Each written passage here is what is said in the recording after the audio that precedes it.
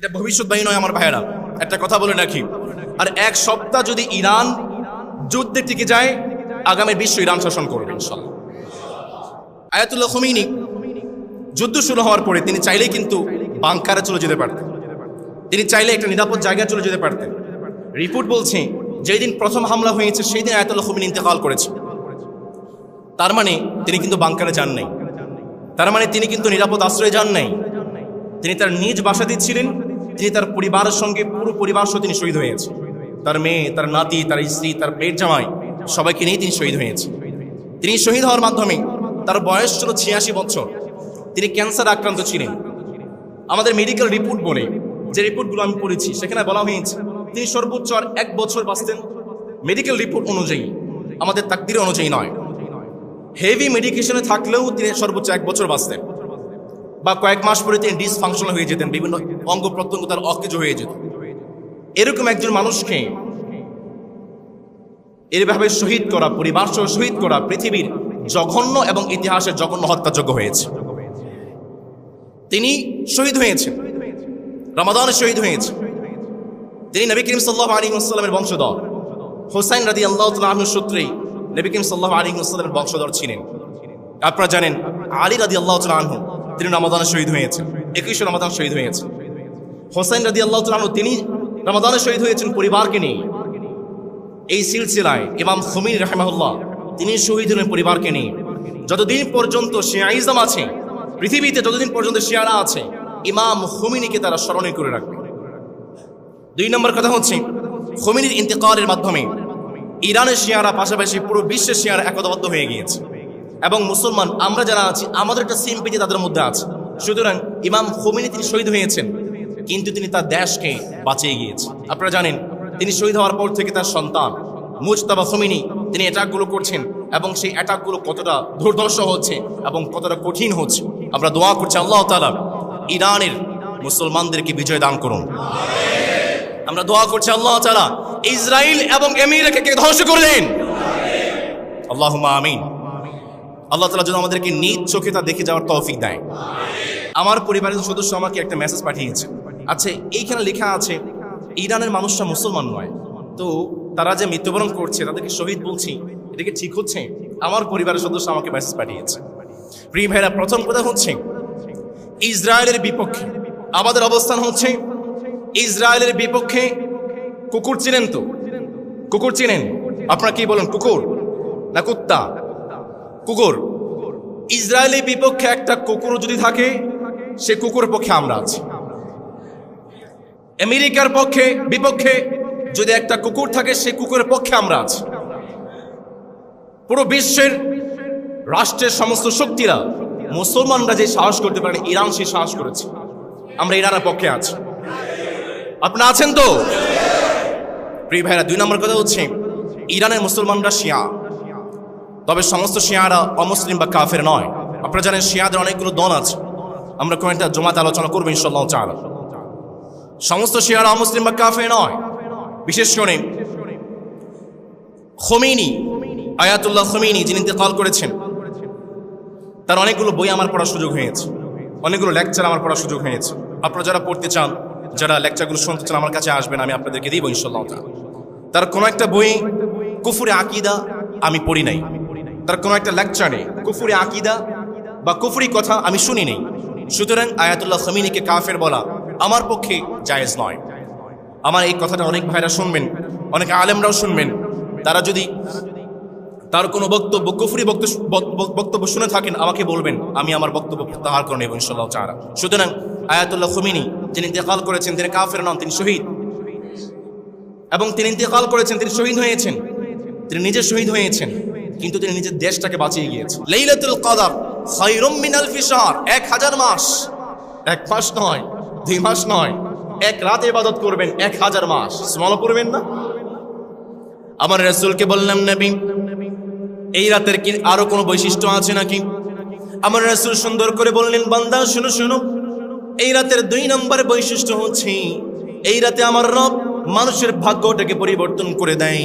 তার মানে আপনি যখন লাইলাতুল কদরে বসে দোয়া করবেন, আপনি দোয়া করলেন, মালিক আমার ব্যবসা মন্দা, মালিক আমার রিজিকে কোনো বরকত নাই, পরিবারের পরিবারের সদস্য যারা আছেন তারা অসুস্থ মালিক, বারবার শুধু বিপদে পড়ে যাই, মুসিবতে পড়ে যাই। আপনি যখন লাইলাতুল কদরে বসে দোয়া করলেন, মালিক আপনি আমার ভাগ্যটা পরিবর্তন করে দেন, যে মালিক সঙ্গে সঙ্গে আপনার ভাগ্যটাকে পরিবর্তন করে দেন, আওয়াজ করে বলেন তিনি কে? সেই কথাটাকে রব্বুল আমিন সুন্দর করে বললেন, বান্দা শুনো শুনো, ইন্না আনজালনাহু ফি লাইলাতিন মুবারাকাতিন ইন্না কুন্না মুনদিরিন। বান্দা শুনো শোনো, লাইলাতুল কদরটা হচ্ছে সেই রাত যেই রাতে আমি মালিক মানুষের ভাগ্যগুলোকে পরিবর্তন করে দেই। আল্লাহু আকবার। 3 নম্বরে আমার রাসূল সুন্দর করে বললেন, বান্দা শুনো, এই রাতটা এত বরকতময় হয় কারণ হচ্ছে এই রাতে যেই মালিক কোরআন নাজিল করেছেন তিনি কে? 4 নম্বরে এই রাতে পৃথিবীতে সমস্ত ফেরেশতারা নেমে আসেন, আর ফেরেশতারা সারা রাত পৃথিবীটাকে প্রদক্ষিণ করতে থাকেন, তাওয়াফ করতে থাকেন, পৃথিবীতে ঘুরতে থাকেন। সকালবেলা যখন ফজরের সালাতের আজান হয়ে যায়, আজানের সময় ফেরেশতারা একত্রিত হয়ে যায় আর রবের কাছে রিপোর্ট পেশ করতে থাকে, মালিক তোমার এই বান্দা গুনাহ মাফের জন্য দোয়া করেছে। আমার মালিক ফেরেশতাকে জানিয়ে দে, ফেরেশতা জেনে রাখো, তুমি সাক্ষ্য থাকো, যে বান্দা গুনাহ মাফের জন্য দোয়া করেছে আমি সেই বান্দার গুনাহগুলো মাফ করে দিলাম। ফেরেশতারা বলে, মালিক তোমার এই বান্দা ইনকামে বরকত চেয়েছে। আমার মালিক বলে, ফেরেশতা সাক্ষ্য থেকো, আমি আমার বান্দার ইনকামের মধ্যে বরকত দিয়ে দিলাম। ফেরেশতা বলে, মালিক তোমার এই বান্দা একটা গাড়ি চেয়েছে।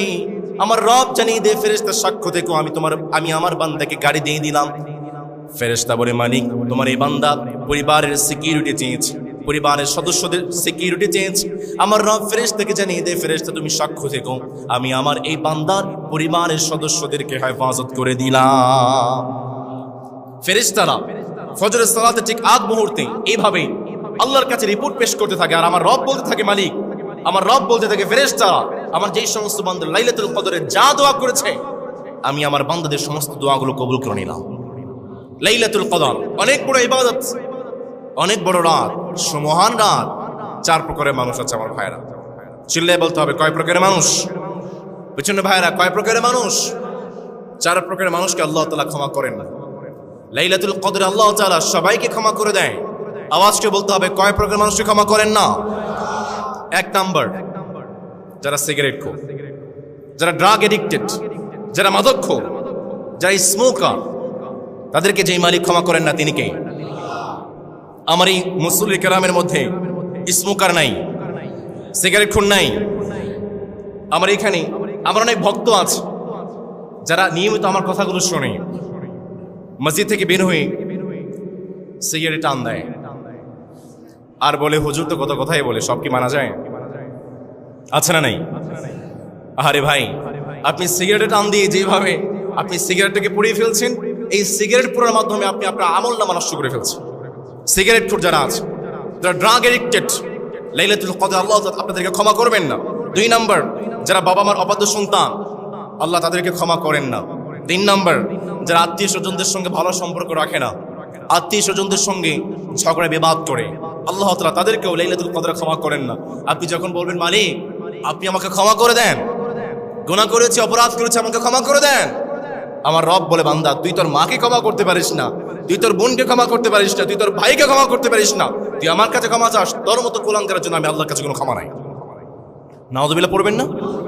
4 নম্বরে, যারা মনে মনে মানুষের ক্ষতি করতে চায়, যারা মনে মনে হিংসা করে, যারা মনে মনে মানুষের ক্ষতি সাধন করতে চায়, এই প্রকার মানুষকেও লাইলাতুল কদরে যে মালিক ক্ষমা করেন না তিনি কে? 2 दिन का सफर है दुनिया की ए मुसाफिर, दुनिया की ए मुसाफिर, जब से बनी है दुनिया लाखों करोड़ों आए, बाकी रहा न कोई, मिट्टी में सब समाए, से बात को न भूलो, सबका ही हशर है दुनिया की ए मुसाफिर, मंजिल तेरी कब्र है तय कर रहा है जो तू। 2 दिन का ये सफर है दुनिया की ए मुसाफिर। ए आलिशान बंगले किसी काम के नहीं है, मखमल पे सोने वाले मिट्टी में सो रहे हैं। आँखों से तूने अपने कितनी जनाज़े देखे, 2 गज ज़मीं का टुकड़ा छोटा सा तेरा घर है दुनिया की ए मुसाफिर। मंजिल तेरी कब्र है तय कर रहा है जो तू। 2 दिन का ये सफर है दुनिया की ए मुसाफिर। আমরা সবাই পড়ছি আলহামদুলিল্লাহ। প্রাণপ্রিয় মুহুরীপাড়ার ভাইয়েরা, আপনারা সবাই কেমন আছেন? আলহামদুলিল্লাহ, আমিও ভালো আছি। আমাদেরকে যে মালিক সুস্থ রেখেছেন, আওয়াজ করে বলুন তো তিনি কে? আমাদেরকে যে মালিক ভালো রেখেছেন তিনি কে? সেই রবের দরবারে রবের শেখানো ভাষায় সর্বোচ্চ আওয়াজ দিয়ে আমরা শুকরিয়া আদায় করছি। আমরা পড়ছি আলহামদুলিল্লাহ। দরুদ সালাম আমাদের প্রিয় নবী মুহাম্মদ রাসূলুল্লাহ সাল্লাল্লাহু আলাইহি ওয়াসাল্লামের প্রতি, যাকে আল্লাহ তাআলা শাফিউল মুযনিবিন রাহমাতুল লিল আলামিন করে পাঠিয়েছেন। আমরা আবার পড়ছি সাল্লাল্লাহু আলাইহি ওয়াসাল্লাম। প্রাণপ্রিয় মুসলিম কেরাম, আজকে আমাদের 16ই রমাদান। আস্তে আস্তে রমাদানের দিনগুলো কিভাবে কেটে যাচ্ছে। তবে একটা প্রশ্ন আপনাদের কাছে রাখছি, এই প্রশ্নের জবাব আপনারা নিজে নিজে নিজের মনকে দিবেন, নিজেকে উত্তর করবেন। এই যে রমাদানটা চলে যায়, রমাদানটা তাকওয়ার মাস, আমরা কি তাকওয়ার শীতল বাতাসে নিজেদেরকে প্রশান্ত করতে পারছি? নিজেদেরকে প্রশ্ন করেন, এই যে গুনাহ মাফের মাস চলে যায়, আমরা কি আমাদের নিজেদের গুনাহগুলোকে মাফ করাতে পারছি? নিজেদেরকে একটাবার প্রশ্ন করেন, এই যে জাহান্নাম থেকে লিস্টটা কাটিয়ে জান্নাতীদের মধ্যে অন্তর্ভুক্ত করার মাস, আমরা কি বিশুদ্ধ এক মন নিয়ে জাহান্নামের আগুন থেকে নিজেদের নামটাকে কাটাতে পেরেছি এবং অনন্ত সুখের জান্নাতীদের লিস্টের মধ্যে অন্তর্ভুক্ত করতে পেরেছি? নিজেকে প্রশ্ন করেন। যদি উত্তর আসে হ্যাঁ, তাহলে আপনাকে congratulation, you are the most successful person in the world. আপনি পৃথিবীর সবচেয়ে সেরা মানুষ। আর যদি প্রশ্নের উত্তর আসে না পারছি না, তাহলে আপনার জন্য সামনের আরো কয়েকটা দিন বাকি আছে। বিশেষ করে রমাদানের শেষ 10 দিন, নবী করিম সাল্লাল্লাহু আলাইহি ওয়াসাল্লাম রমাদানের শেষ 10 দিন কোমরে কাপড় বেঁধে ইবাদত করতে নেমে যেতেন। আল্লাহু আকবার। নবী করিম সাল্লাল্লাহু আলাইহি ওয়াসাল্লাম জানিয়েছেন, তোমাদের সামনে আরো কয়েকটা দিন আছে। নিজেদের গুনাহগুলোকে মাফ করাতে চাও, নিজেদেরকে জান্নাতি করতে চাও, জাহান্নাম থেকে মুক্ত করতে চাও, মুত্তাকি হতে চাও, মুমিন বান্দা হতে চাও, তোমাদের জন্য সামনে আরো কয়েকটা দিন আছে। Don't lose hope, never lose hope, because Allah by your side. Allah আপনার সঙ্গে আছে। আল্লাহ আপনাকে এখনো ছেড়ে দেয় নাই। রমাদানের 1 দিন বাকি থাকতে আল্লাহ আপনার সঙ্গে আছে ইনশাআল্লাহ। সমাজের প্রিয় ভাইয়েরা, রমাদানের শেষ 10 দিন আমরা যে ইবাদতগুলোর মাধ্যমে আমাদের দিনগুলো কাটাবো এবং যে ইবাদতগুলোর মাধ্যমে আমরা আমাদেরকে জান্নাতীদের লিস্টের মধ্যে অন্তর্ভুক্ত করব, তাদের মধ্যে অন্যতম একটি ইবাদতের নাম হচ্ছে ইতিকাফ। ইতিকাফ হচ্ছে এমন একটি ইবাদত যে ইবাদত মানুষকে পৃথিবীর সমস্ত ঝামেলা থেকে মুক্ত করে, পৃথিবীর সমস্ত বিপদ থেকে মুক্ত করে, পৃথিবীর সমস্ত ঝড় ঝঞ্ঝা থেকে মুক্ত করে ইতিকাফকারীকে একমাত্র আল্লাহর সঙ্গে সম্পর্ক জুড়ে দেয়।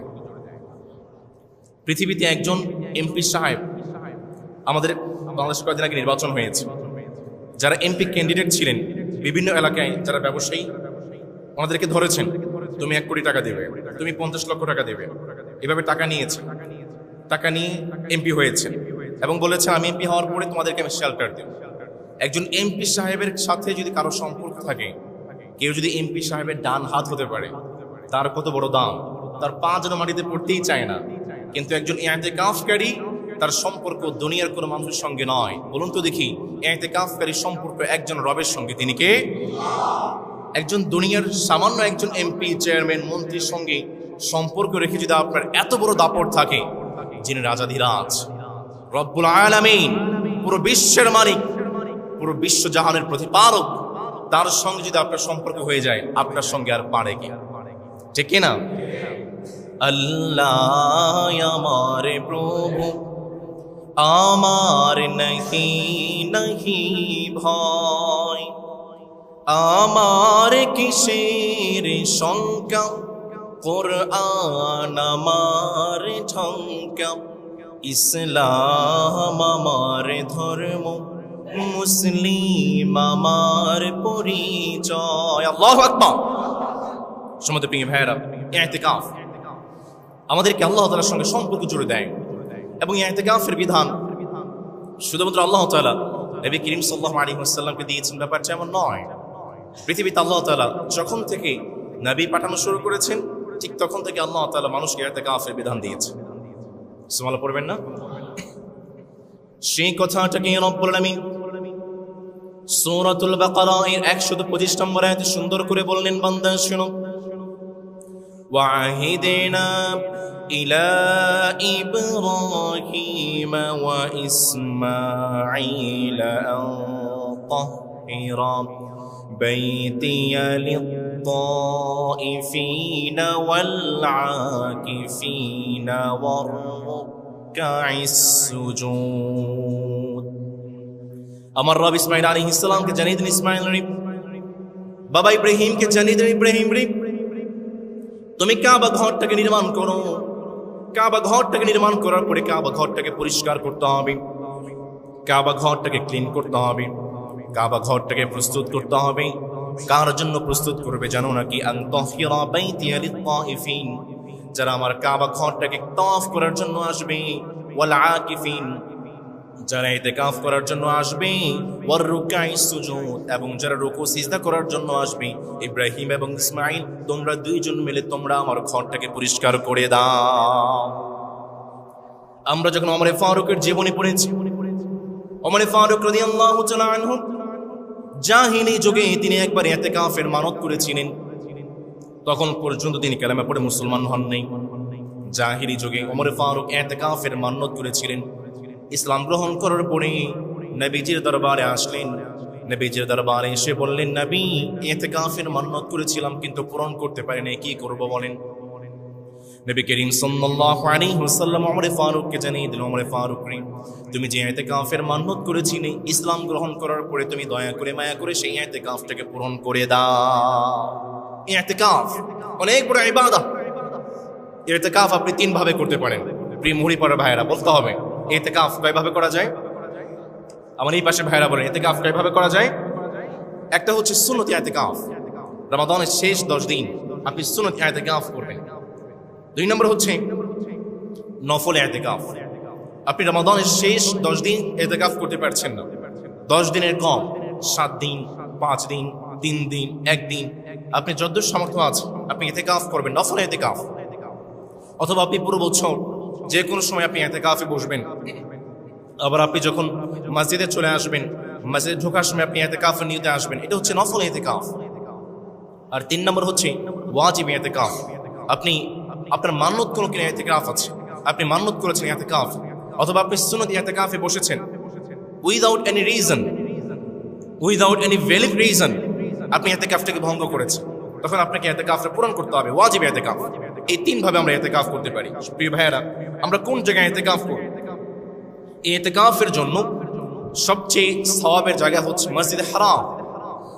2 নম্বর হচ্ছে মসজিদে নববী। ইতিকাফের জন্য 3 নম্বর জায়গা হচ্ছে মসজিদুল আকসা। ইতিকাফের জন্য 4 নম্বর জায়গা হচ্ছে জামিয়া মসজিদ, তার মানে আমাদের এই মসজিদ। আর ইতিকাফের জন্য 5 নম্বর জায়গা হচ্ছে পঞ্জেগানা মসজিদ। আপনি এই 5 জায়গাতে ইতিকাফ করতে পারবেন। আর আমার অনেক মায়েরা আমার কথাগুলো শুনছেন, অনেক বোনেরা আমার কথাগুলো শুনছেন। আমার মায়েরা, আমার বোনেরা, তাদের জন্য ইতিকাফের সর্বোত্তম জায়গা হচ্ছে নিজেদের ঘরের কোণা, নিজেদের ঘরে, নিজেদের আবাসস্থলে আমার ভাইয়েরা আমার পুনরায় ইতিকাফ করবে। প্রিয় ভাইয়েরা আমার, নবী করিম সাল্লাল্লাহু আলাইহি ওয়াসাল্লাম মদিনায় থাকাকালীন কখনো রমাদানের শেষ 10 দিন ইতিকাফ মিস করেন নাই। সুবহানাল্লাহ পড়বেন না? ইভেন আমার রাসূল যেই বছর ইন্তেকাল করেছেন সেই বছর আমার রাসূল 10 দিন নয়, সেই বছর আমার রাসূল 20 দিন ইতিকাফ করেছেন।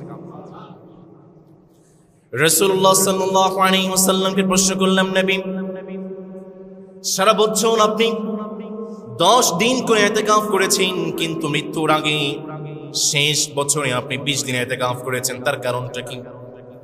সাহাবায়ে কেরাম চমৎকার করে বললেন, নবী করিম সাল্লাল্লাহু আলাইহি ওয়াসাল্লাম তিনি যখন ইতিকাফে বসতেন, জিবরিল আলাইহিস সালাম প্রতি রমজানে আমার রাসূলকে কোরআন এক খতম শোনাতেন, আমার রাসূল জিবরিলকে এক খতম শোনাতেন।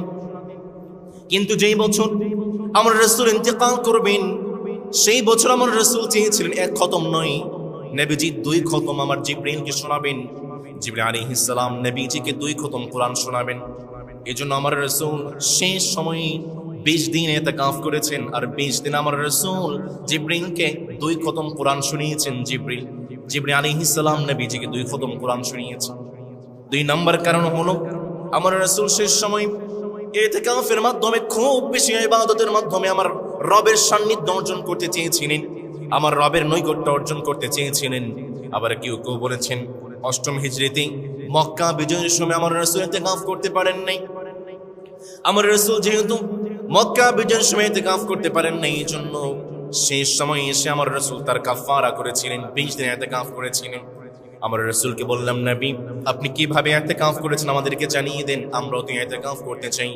নবী করিম সাল্লাল্লাহু আলাইহি ওয়াসাল্লাম জানায় দিলেন, শোনো তোমরা যদি ইতিকাফ করতে চাও নিজেদের সামানা নিয়ে মসজিদে চলে আসবে, মসজিদের কোন একটা সামানাটা নিয়ে দিবে, সুন্দর একটা জায়গা করবে, নিজেদের সমস্ত প্রয়োজন আসবাবপত্র তোমরা সেই সামানার মধ্যে রাখবে, আর সেই সামানাটা তোমরা মসজিদ থেকে একটা কোণার মধ্যে তোমরা স্থাপন করবে। নবী করিম সাল্লাল্লাহু আলাইহি ওয়াসাল্লাম একটা সামানা নিয়ে আসতেন, একটা তাবু নিয়ে আসতেন। কেউ কেউ বলেছেন তুর্কি তাবু, নবীজি তুর্কি তাবুই নেই, মসজিদের কোণা একটা টানিয়ে দিতেন। এবং শেষ বয়সে নবী করিম সাল্লাল্লাহু আলাইহি ওয়াসাল্লাম যে দরজা বানাতেন সেই দরজার মধ্যে একটা মাদুর টেনে দিতেন, একটা দরজা টেনে দিতেন, এবং নবী করিম সাল্লাল্লাহু আলাইহি ওয়াসাল্লামের যে আসবাবপত্র আছে সবকিছু সেই সামানার মধ্যে রাখতেন। মসজিদের কোনো সামানা আমার রাসূল ব্যবহার করতেন। নবী করিম সাল্লাল্লাহু আলাইহি ওয়াসাল্লাম বলেছেন, মসজিদে যারা ইতিকাফ করবেন মসজিদের বিছানা এবং নিজেদের বিছানাগুলো সুন্দর করে গুছিয়ে রাখতে হবে, যেন কোনো মুসল্লির কষ্ট না হয়ে যায়। আমরা এটা খুব বেশি দেখতে পারি, যারা ইতিকাফ করেন তাদের কাপড় চোপড় বিভিন্ন জায়গায় জায়গায় টানিয়ে রাখে, বিছানাপত্র একটু অগোছালো রেখে দেয়। যখন কোনো মুসল্লি আসে তখন তাদের দেখতে কেমন দৃষ্টিকটু লাগে, দেখতে খারাপ লাগে, অনেক সময় নামাজ পড়তে অসুবিধা হয়ে যায়। নবী করিম সাল্লাল্লাহু আলাইহি ওয়াসাল্লাম নিষেধ করেছেন, সাবধান।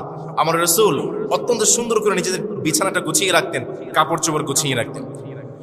2 নম্বরে আমার রাসূল যেখানে ইতিকাফ করেছেন, আমার রাসূল নিজেকে পরিষ্কার রাখতেন, মসজিদকে পরিষ্কার রাখতেন, মসজিদের সামানাগুলো পরিষ্কার রাখতেন।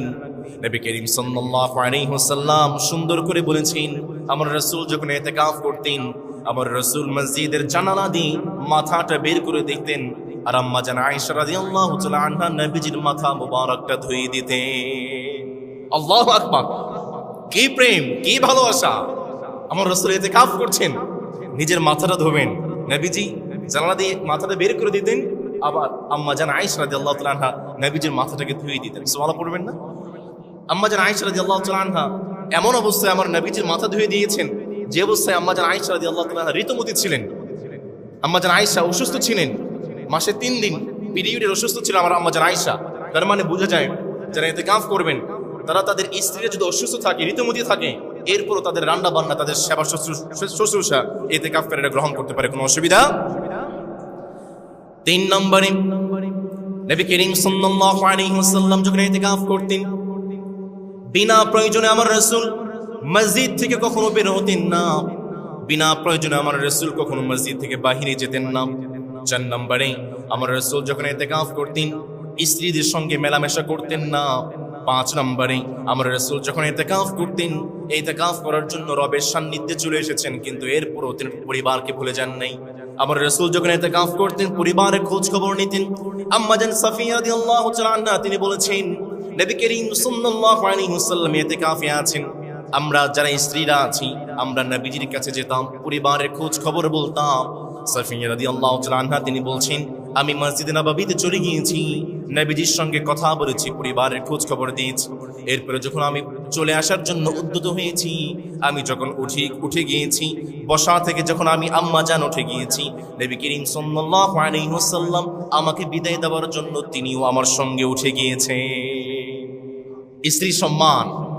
আম্মা জান সাফিয়া রাদিয়াল্লাহু তাআলা আনহা তিনি উঠে যাচ্ছেন, নবী করিম সাল্লাল্লাহু আলাইহি ওয়াসাল্লাম তিনিও উঠে আম্মা জান সাফিয়া রাদিয়াল্লাহু তাআলা আনহাকে এগিয়ে দিচ্ছেন। সুবহানাল্লাহ পড়বেন না? যারা বর্তমান সময় যারা গাড়ি ব্যবহার করে, স্ত্রীরা গাড়িতে উঠতে চায়, স্বামীরা আগে আগে গিয়ে দরজা খুলে দেয়। স্ত্রীর সম্মান, এটা স্ত্রী গোলামি নয়।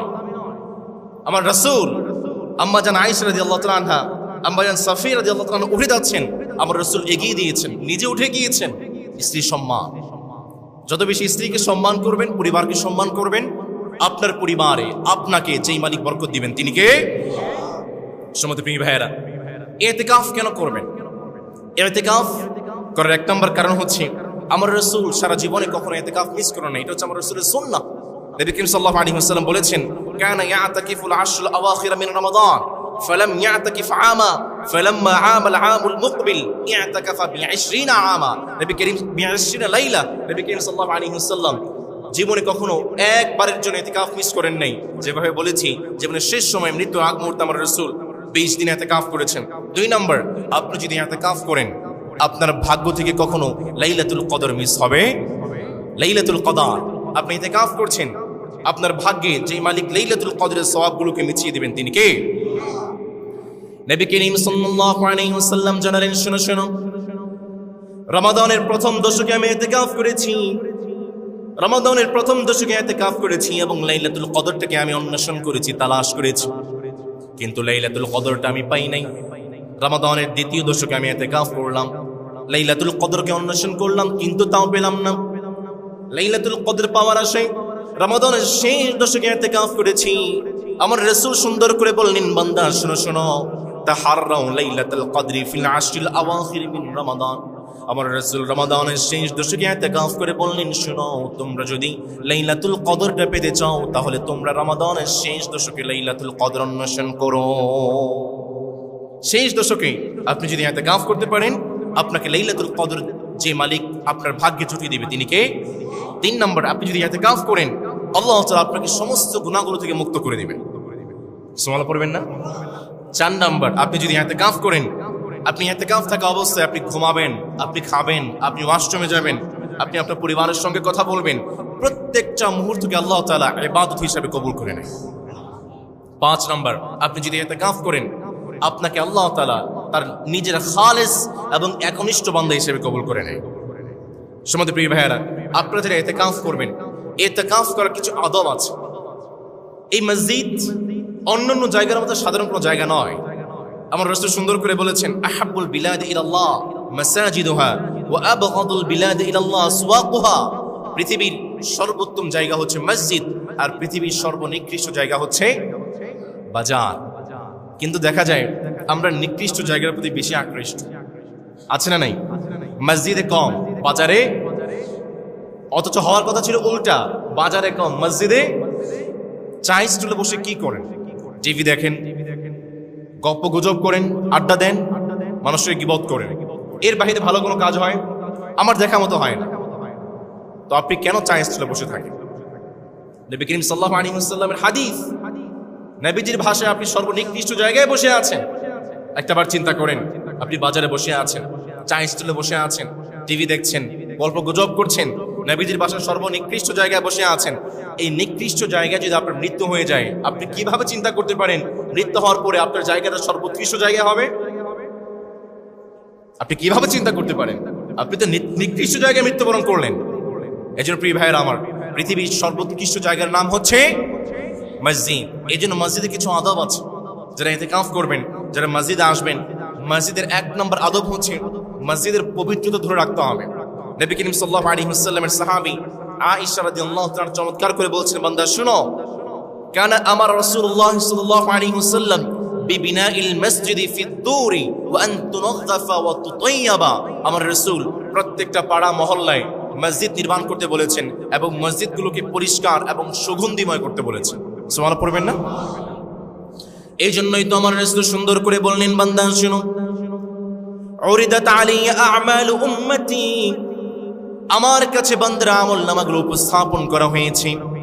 বান্দার আমলনামাগুলো আমি নবীজির কাছে পেশ করা হয়েছে। আমি রাসূলের কাছে যখন বান্দার আমলনামাগুলো পেশ করা হয়েছে, আমি দেখেছি পৃথিবীর সর্বোৎকৃষ্ট আমল হচ্ছে যারা রাস্তাঘাট থেকে কষ্টদায়ক জিনিসগুলো দূর করে দেয়, আর পৃথিবীর সর্বনিকৃষ্ট আমল হচ্ছে যারা মসজিদে এসে মসজিদটাকে নোংরা করে দেয়। আবার আমার রাসূল সুন্দর করে বললেন, বান্দা শুনো শুনো, নবীজির সাহাবী আবু হুরায়রা রাদিয়াল্লাহু তাআলা আনহু হাদিস বর্ণনা করেছেন। আমার রাসূল বললেন, বান্দারে, আমার কাছে যখন বান্দার আমলনামাগুলো উপস্থাপন করা হয়েছে, বান্দার আমলনামার মধ্যে সর্বোৎকৃষ্ট দুইটা আমলনামা আছে, দুইটা আমল আছে, দুইটা আমলের কাজ আছে। তার মধ্যে এক নম্বর হচ্ছে যে সমস্ত বান্দা রাস্তা থেকে কষ্টদায়ক জিনিসগুলো দূর করে দেয়।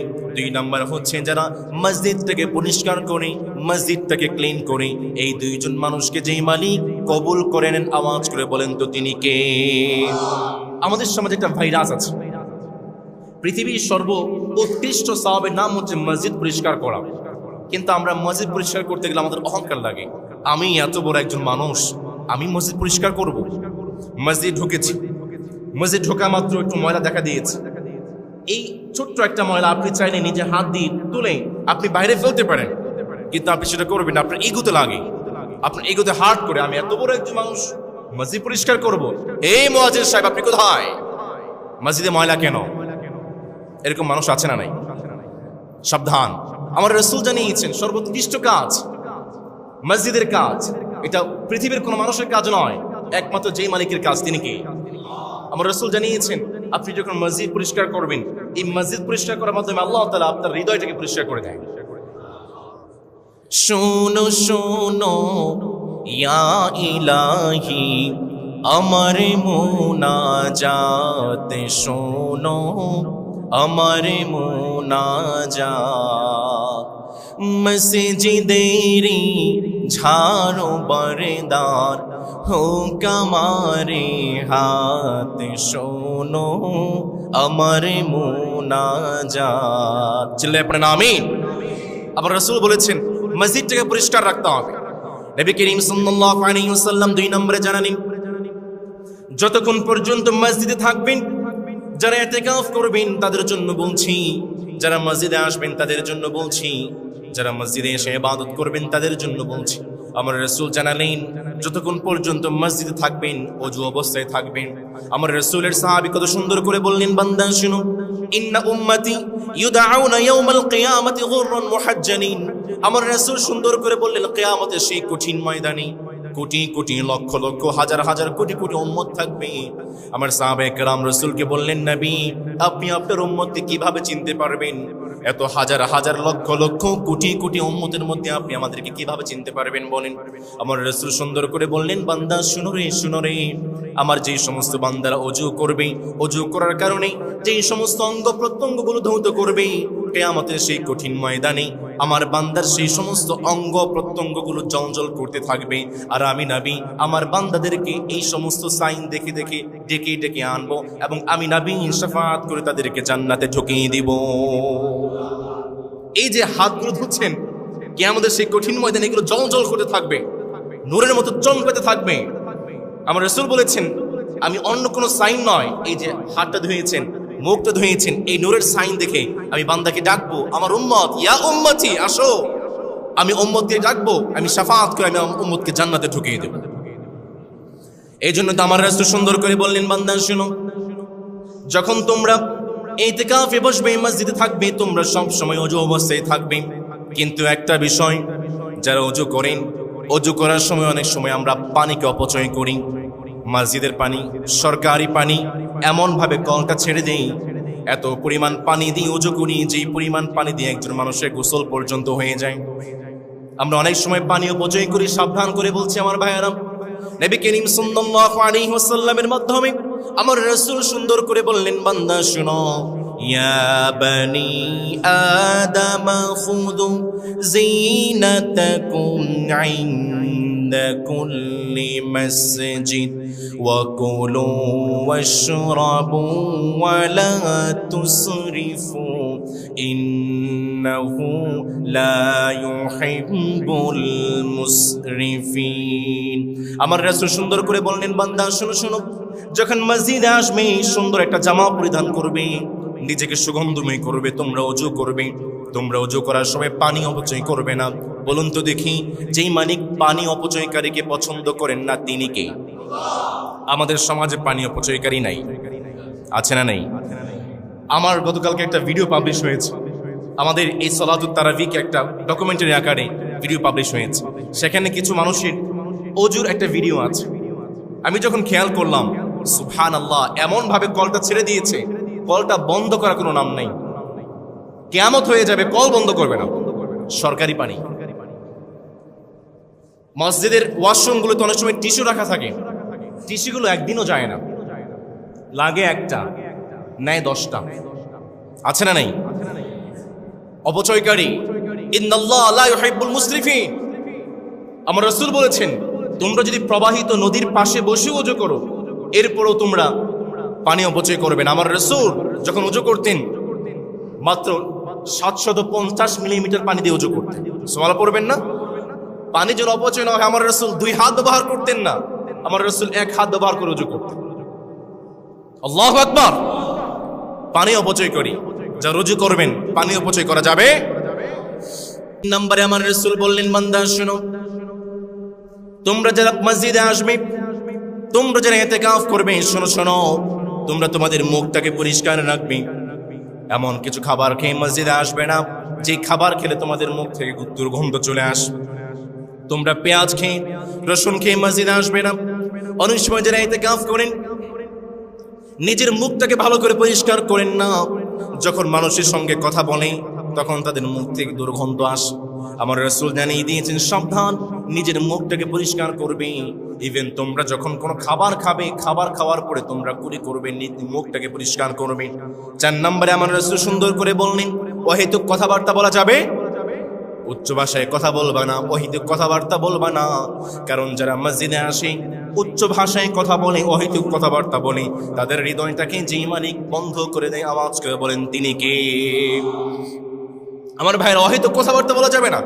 কিন্তু একটা বিষয়, মসজিদে অনেক সময় সামনে লাগানো থাকে, মসজিদে দুনিয়াবি কথা বলা নিষেধ, আছে না নেই? দুনিয়াবি কথাবার্তা আর অহেতুক কথাবার্তা এক নয়। মসজিদে আমার রাসূল অহেতুক কথাবার্তা বলতে নিষেধ করেছেন, দুনিয়াবি কথাবার্তা নয়। মুসলমানদের দুনিয়াবি বলতে কিচ্ছু নাই। আমরা ব্যবসা করি, আমরা বাণিজ্য করি, আমরা রাজনীতি করি, আমরা খেতে খামারে কাজ করি, মুসলমানদের যা কিছু সব কিছু একজন রবের জন্য, তিনি কে? মুসলমানদের দুনিয়াবি বলতে কিছু নাই। সুতরাং এই কথাটা ভুল। মসজিদে দুনিয়াবি কথা বলা নিষেধ নয়, মসজিদে অহেতুক কথাবার্তা এবং উচ্চ ভাষায় কথা বলা নিষেধ। মনে থাকবে তো ইনশাআল্লাহ? 5 নম্বর, নবী করিম সাল্লাল্লাহু আলাইহি ওয়াসাল্লাম জানিয়েছেন, যারা মসজিদে আসবেন নিজের সুন্দর একটা পরিষ্কার পরিচ্ছন্ন জামা পরিধান করবেন, নিজেকে সুন্দর পরিপাটি করবেন, নিজেকে সুন্দরভাবে গুছিয়ে রাখবেন। দেখা যায় অনেক সময় আমরা যারা মসজিদে আসি, নিয়মিত মুসল্লি যারা আছি, একটা নির্দিষ্ট জামা আছে আমাদের, মসজিদে 5 ওয়াক্ত নামাজ পড়ে নির্দিষ্ট জামা আছে, সেই জামাটাকে আমরা একটা হ্যাঙ্গারে টানিয়ে রাখি। যখন মসজিদে আসবো সুন্দর করে সেই জামাটাকে পরিধান করে আসি, মসজিদ থেকে যাওয়ার পরে ঘরে গিয়ে আবার সুন্দর করে হ্যাঙ্গারে টানিয়ে দেই। 2 থেকে 3 মাস, অনেক সময় 4 মাস 5 মাস হয়ে গিয়েছে, জামাটাকে ধোয়ার কোনো নামগন্ধ নাই, আছে না নেই? একটা জামা সবসময় পরিধান করে মসজিদে আসতেছি তো আসতেছি। সুন্দর সুন্দর জামাগুলো আমরা বিভিন্ন অনুষ্ঠানে যাই, তখন আমরা নিয়ে যাই। একটা জামা নির্দিষ্ট আছে যেটা মসজিদে নিয়ে আসে। আরে কপাল পোড়া মুসলমান, মসজিদে আসলেন, আল্লাহর মেহমান হয়ে আসলেন, একটা নির্দিষ্ট জামা যেটা 3-4 মাস হলো আপনি ধৌতই করেন না, একটা ময়লা জামা পরে আপনি মসজিদ চলে আসলেন, আল্লাহর মেহমান হয়ে চলে আসলেন। প্রিয় ভাইয়ের আমার, নিজেকে পরিপাটি করতে হবে, নিজেকে সুন্দর করে গোছাতে হবে। যেই মালিক আদেশ করেছেন, আওয়াজ করে বলুন তো তিনি কে?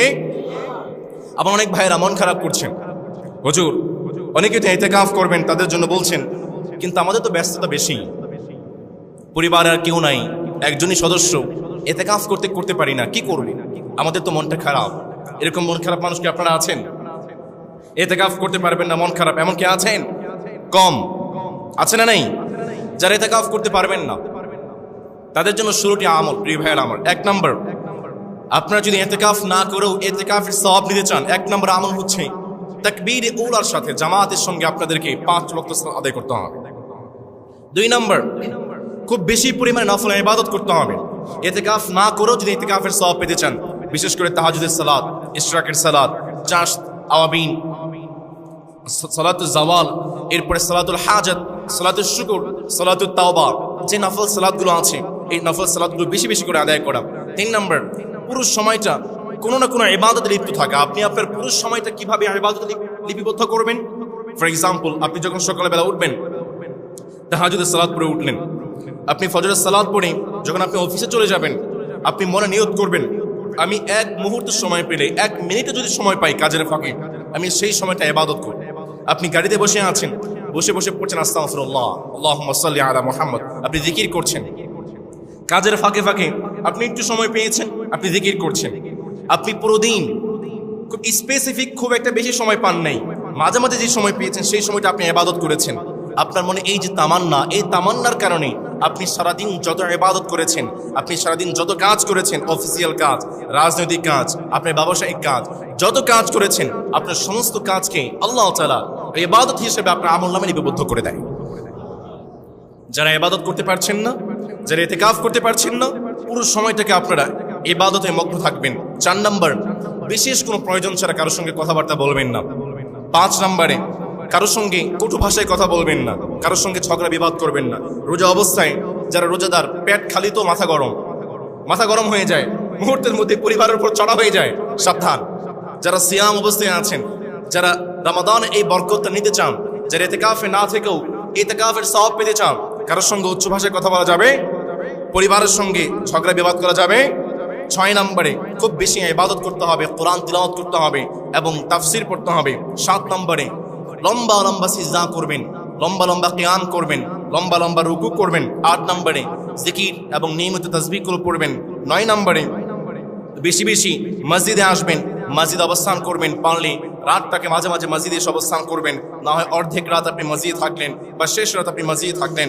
নবী করিম সাল্লাল্লাহু আলাইহি ওয়াসাল্লাম এরপরে জানিয়েছেন, তোমরা যখন মসজিদে আসবে, ইতিকাফের নিয়তে আসবে, বিশেষ করে আমার ভাইয়েরা যারা ইতিকাফে থাকতে পারছেন না, এই সময়টা আপনি সোশ্যাল মিডিয়া কম ব্যবহার করবেন। এখন তো সোশ্যাল মিডিয়াতে ঢুকলে হয় ধর্ষণের খবর, না হয় ডাকাতির খবর, না হয় খুনাখুনি, কোনো একটা অকারেন্স লেগেই আছে। সোশ্যাল মিডিয়াতে ঢোকাই যায় না, ঢুকলেই মনটা খারাপ হয়ে যায়। প্রিয় ভাইয়েরা, এই সময়টা সোশ্যাল মিডিয়া কম ব্যবহার করা এবং দুনিয়াবি কাজ যেগুলো আছে, শপিংয়ের যে ব্যস্ততাগুলো আছে, এই শপিংয়ের ব্যস্ততায় রমাদানের শেষ 10 দিন আপনারা পড়ে যাবেন না প্রিয় ভাইয়েরা। বিশেষ করে যদি মসজিদে এসে ইবাদত করতে নাও পারেন, ঘরের একটা কোণা নির্বাচন করবেন এবং সেই ঘরের কোণায় বসে আপনার নির্জনে ইবাদত করবেন এবং গরিব যারা আছেন, অসহায় যারা আছেন, তাদেরকে আপনারা ইফতারি করাবেন। এবং সবচেয়ে বড় ইবাদত হচ্ছে ফজরের সালাতের পরে ঘুমিয়ে যাবেন না। যারা ইতিকাফের সওয়াব নিতে চান, ফজরের সালাতের পরে অন্ততপক্ষ আপনারা ইশরাকের 2 থেকে 4 রাকাত নামাজ পড়ে আপনারা ঘুমাবেন। হতে পারে আল্লাহ তাআলা আপনি ইতিকাফ না করলেও আমাদের আমলনামায় আল্লাহ তাআলা ইতিকাফের সওয়াবটাকে জুটিয়ে দেবেন ইনশাআল্লাহ তাআলা। প্রিয় ভাইয়েরা, অনেক সময় একটা প্রশ্ন আসে, এটা খুব বেশি সম্মুখীন হয়েছে আমি, যে পারিশ্রমিকের বিনিময়ে ইতিকাফ করানো যায় কিনা। আমাদের এই মসজিদে ইতিকাফ করে এর বিনিময়ে পারিশ্রমিক দেওয়া হয়? আছে? নাই? অনেক মসজিদে কিন্তু আসে। প্রিয় ভাইয়েরা, পারিশ্রমিকের বিনিময়ে ইতিকাফ, প্রথমত ইতিকাফ এটা হচ্ছে ফরজে কিফায়া, সুন্নাত মুআক্কাদা আলাল কিফায়া। এটা হচ্ছে সমাজের একজন মানুষ যদি করে তাহলে সমাজের সবার থেকে দায়মুক্তি হয়ে যায়, একজনও যদি না করে সমাজের সবাই গুনাহগার হয়ে যায়।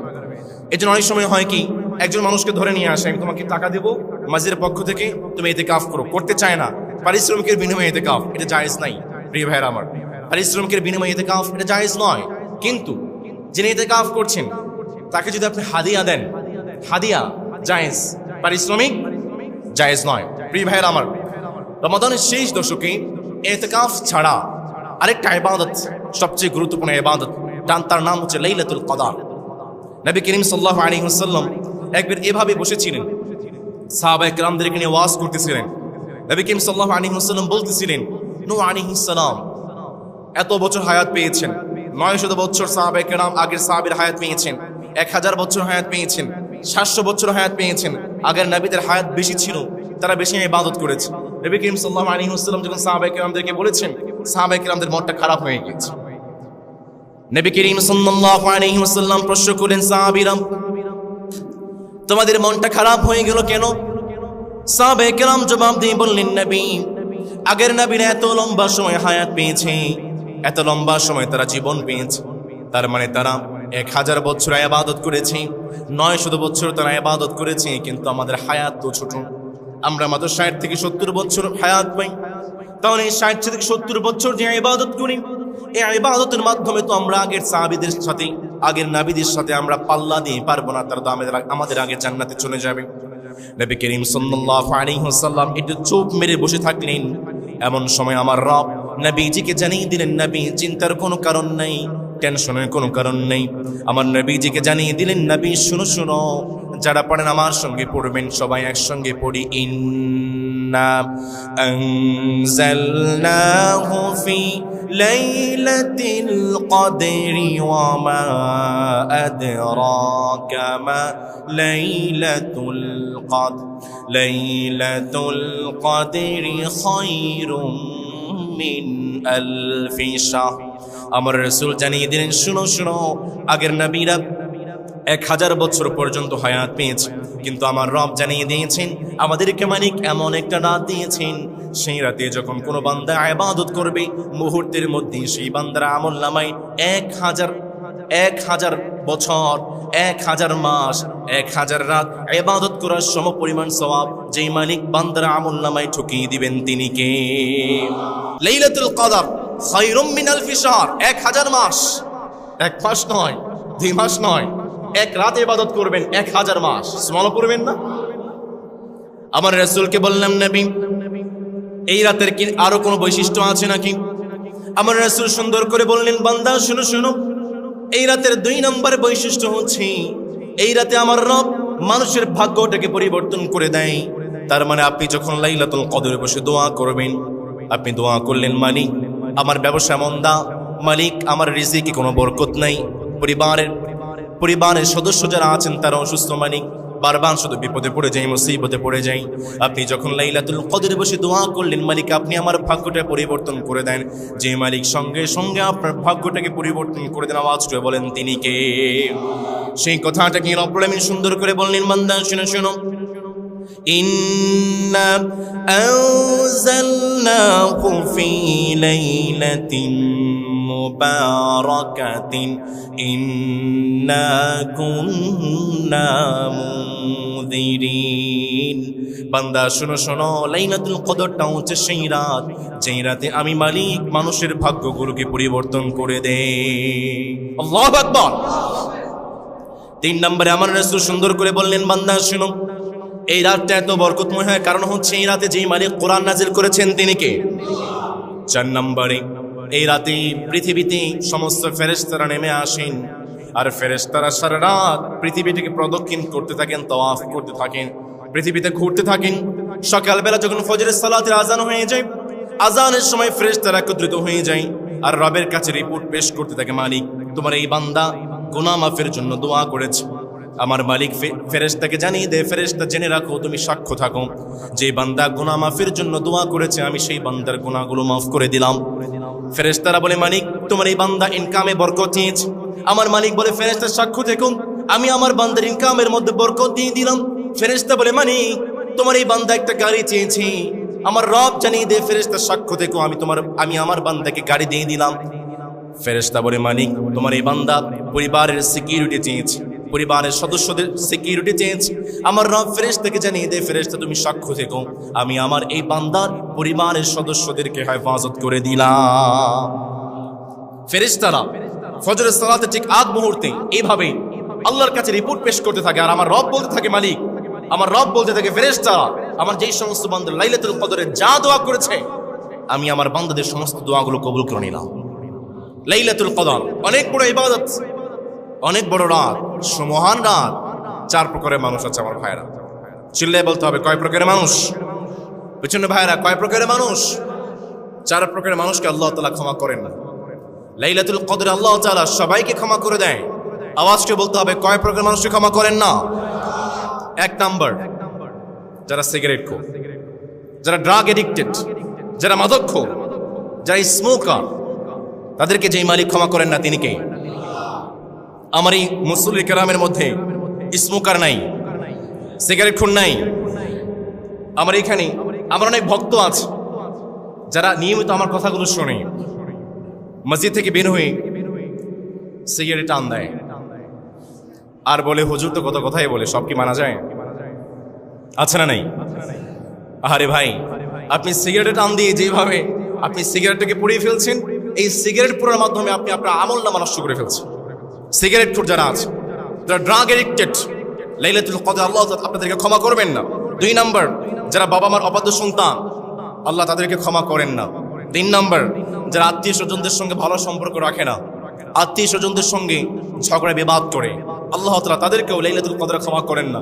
আপনি যখন বলবেন মালিক আপনি আমাকে ক্ষমা করে দেন, গুনাহ করেছি, অপরাধ করেছি, আমাকে ক্ষমা করে দেন, আমার রব বলে বান্দা তুই তোর মাকে ক্ষমা করতে পারিস না, তুই তোর বোনকে ক্ষমা করতে পারিস না, তুই তোর ভাইকে ক্ষমা করতে পারিস না, তুই আমার কাছে ক্ষমা চাস, তোর মতো কুলাঙ্গারের জন্য আমি আল্লাহর কাছে কোনো ক্ষমা নাই। নাউযুবিল্লাহ পড়বেন না? 4 নম্বরে, যারা মনে মনে মানুষের ক্ষতি করতে চায়, যারা মনে মনে হিংসা করে, যারা মনে মনে মানুষের ক্ষতি সাধন করতে চায়, এই প্রকার মানুষকেও লাইলাতুল কদরে যেই মালিক ক্ষমা করেন না তিনি কে? সমাজ প্রিয় ভাইয়েরা আমার, লাইলাতুল কদর অনেক বড় একটা রাত। এই 4টি বদ অভ্যাস থেকে আমরা বেঁচে থাকবো এবং আল্লাহর কাছে আমরা দোয়া করব। রাজি আছেন তো ইনশাআল্লাহ তাআলা? প্রিয় ভাইয়েরা, সম্প্রতি আপনারা দেখেছেন ইরান, ইসরায়েল এবং আমেরিকার যুদ্ধ শুরু হয়েছে। অনেকেই ফিতনা ছড়াচ্ছেন ইরানের যারা আছে তারা মুসলমান নয়, তারা অমুসলিম, তাদেরকে সাপোর্ট করা যাবে না, তাদেরকে শহীদ বলা যাবে না, এরকম কথাবার্তা আমাদের সমাজে আছে না নেই? আমার পরিবারের একজন সদস্য, আমাকে একটা মেসেজ পাঠিয়েছে। আচ্ছা, এইখানে লেখা আছে ইরানের মানুষরা মুসলমান নয়, তো তারা যে মৃত্যুবরণ করছে তাদেরকে শহীদ বলছি, এটা কি ঠিক হচ্ছে? আমার পরিবারের সদস্য আমাকে মেসেজ পাঠিয়েছে। প্রিয় ভাইরা, প্রথম কথা হচ্ছে ইসরায়েলের বিপক্ষে আমাদের অবস্থান হচ্ছে ইসরায়েলের বিপক্ষে। কুকুর চিনেন তো? কুকুর চিনেন? আপনারা কি বলেন, কুকুর না কুত্তা? কুকুর। ইসরায়েলের বিপক্ষে একটা কুকুর যদি থাকে, সে কুকুরের পক্ষে আমরা আছি। আমেরিকার বিপক্ষে যদি একটা কুকুর থাকে, সে কুকুরের পক্ষে আমরা আছি। পুরো বিশ্বের রাষ্ট্রের সমস্ত শক্তিরা, মুসলমানরা যে সাহস করতে পারে, ইরান সে সাহস করেছে। আমরা ইরানের পক্ষে আছি। আপনারা আছেন তো? প্রিয় ভাইরা, 2 নম্বর কথা হচ্ছে ইরানের মুসলমানরা শিয়া, তবে সমস্ত শিয়ারা অমুসলিম বা কাফের নয়। আপনারা জানেন শিয়াদের অনেকগুলো দল আছে, আমরা কোন একটা জমাতে আলোচনা করবো ইনশাআল্লাহ তাআলা। সমস্ত শিয়ারা অমুসলিম বা কাফের নয়। বিশেষ করে খোমেনি, আয়াতুল্লাহ খোমেনি, যিনি ইন্তেকাল করেছেন, তার অনেকগুলো বই আমার পড়ার সুযোগ হয়েছে, অনেকগুলো লেকচার আমার পড়ার সুযোগ হয়েছে। আপনারা যারা পড়তে চান, যারা লেকচারগুলো শুনতে চান, আমার কাছে আসবেন, আমি আপনাদেরকে দিব ইনশাআল্লাহ তাআলা। তার কোনো একটা বই কুফরে আকীদা আমি পড়ি নাই, তার কোনো একটা লেকচারে কুফরে আকীদা বা কুফরি কথা আমি শুনি নেই। সুতরাং আয়াতুল্লাহ খোমেনিকে কাফের বলা আমার পক্ষে জায়েজ নয়। আমার এই কথাটা অনেক ভাইরা শুনবেন, অনেক আলেমরাও শুনবেন। তারা যদি তার কোনো বক্তব্য কুফরি বক্তব্য শুনে থাকেন, আমাকে বলবেন, আমি আমার বক্তব্য প্রত্যাহার করে নেব ইনশাআল্লাহ তাআলা। সুতরাং আয়াতুল্লাহ খোমেনি যিনি ইন্তেকাল করেছেন, তিনি কাফের নন, তিনি শহীদ। এবং তিনি ইন্তেকাল করেছেন, তিনি শহীদ হয়েছেন, তিনি নিজে শহীদ হয়েছেন, কিন্তু তিনি নিজের দেশটাকে বাঁচিয়ে গিয়েছেন। কিভাবে শুনেন? আয়াতুল্লাহ খোমেনি যুদ্ধ শুরু হওয়ার পরে তিনি চাইলেই কিন্তু বাংকারে চলে যেতে পারতেন, তিনি চাইলে একটা নিরাপদ জায়গায় চলে যেতে পারতেন। রিপোর্ট বলছে যেই দিন প্রথম হামলা হয়েছে সেই দিন আয়াতুল্লাহ খোমেনি ইন্তেকাল করেছে। তার মানে তিনি কিন্তু বাংকারে যান নাই, তার মানে তিনি কিন্তু নিরাপদ আশ্রয়ে যান নাই, তিনি তার নিজ বাসাতেই ছিলেন। তিনি তার পরিবারের সঙ্গে, পুরো পরিবার সহ তিনি শহীদ হয়েছে। তার মেয়ে, তার নাতি, তার স্ত্রী, তার পেট জামাই, সবাইকে নিয়ে তিনি শহীদ হয়েছে। তিনি শহীদ হওয়ার মাধ্যমে তার বয়স ছিল 86 বছর। তিনি ক্যান্সার আক্রান্ত ছিলেন।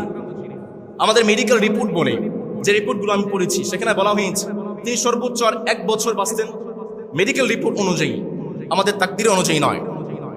হেভি মেডিকেশনে থাকলেও তিনি সর্বোচ্চ 1 বছর বাঁচতেন, বা কয়েক মাস পরে তিনি ডিসফাংশনাল হয়ে যেতেন, বিভিন্ন অঙ্গ প্রত্যঙ্গ তার অকেজ হয়ে যেত। এরকম একজন মানুষকে এভাবে শহীদ করা, পরিবার সহ শহীদ করা পৃথিবীর জঘন্য এবং ইতিহাসের জঘন্য হত্যাযোগ্য হয়েছে। তিনি শহীদ হয়েছেন, রমাদানে শহীদ হয়েছে। তিনি নবী করিম সাল্লাল্লাহু আলাইহি ওয়াসাল্লামের বংশধর। হুসাইন রাদিয়াল্লাহু তাআলা আনহু সূত্রেই নবী করিম সাল্লাল্লাহু আলাইহি ওয়াসাল্লামের বংশধর ছিলেন। আপনারা জানেন আলী রাদিয়াল্লাহু তাআলা আনহু তিনি রমাদানে শহীদ হয়েছেন, 21 রমাদান শহীদ হয়েছে। হুসাইন রাদিয়াল্লাহু তাআলা আনহু তিনি রমাদানে শহীদ হয়েছেন পরিবারকে নিয়ে। এই সিলসিলায় ইমাম খুমেনি রাহিমাহুল্লাহ তিনি শহীদ হলেন পরিবারকে নিয়ে। যতদিন পর্যন্ত শিয়াইজম আছে পৃথিবীতে, যতদিন পর্যন্ত শিয়ারা আছে, ইমাম খুমেনিকে তারা স্মরণে করে রাখবে। 2 নম্বর কথা হচ্ছে, খুমেনির ইন্তেকালের মাধ্যমে ইরানের শিয়ারা পাশাপাশি পুরো বিশ্বের শিয়ারা একতাবদ্ধ হয়ে গিয়েছে এবং মুসলমান আমরা যারা আছি আমাদের একটা সিম্পিতি তাদের মধ্যে আছে। সুতরাং ইমাম খুমেনি তিনি শহীদ হয়েছেন, কিন্তু তিনি তার দেশকে বাঁচিয়ে গিয়েছেন। আপনারা জানেন তিনি শহীদ হওয়ার পর থেকে তার সন্তান মুজতাবা খুমেনি তিনি অ্যাটাকগুলো করছেন এবং সেই অ্যাটাকগুলো কতটা দুর্ধর্ষ হচ্ছে এবং কতটা কঠিন হচ্ছে। আমরা দোয়া করছি আল্লাহ তাআলা ইরানের মুসলমানদেরকে বিজয় দান করুন। আমরা দোয়া করছি আল্লাহ তাআলা ইসরায়েল এবং আমেরিকাকে ধ্বংস করে দিন, আল্লাহুম্মা আমিন। আল্লাহ তাআলা যেন আমাদেরকে নিজ চোখে তা দেখে যাওয়ার তৌফিক দেয়। এটা ভবিষ্যৎবাণী নয় আমার ভাইয়েরা, একটা কথা বলে রাখি, আর 1 সপ্তাহ যদি ইরান যুদ্ধে টিকে যায়, আগামী বিশ্ব ইরান শাসন করবে ইনশাআল্লাহ, ইনশাআল্লাহ তাআলা। এবং আমেরিকার যে ধ্বংস সেটা আমরা নিজ চোখে দেখে যেতে পারবো ইনশাআল্লাহ। আল্লাহ আমাদেরকে তাওফিক দান করুন, আমিন।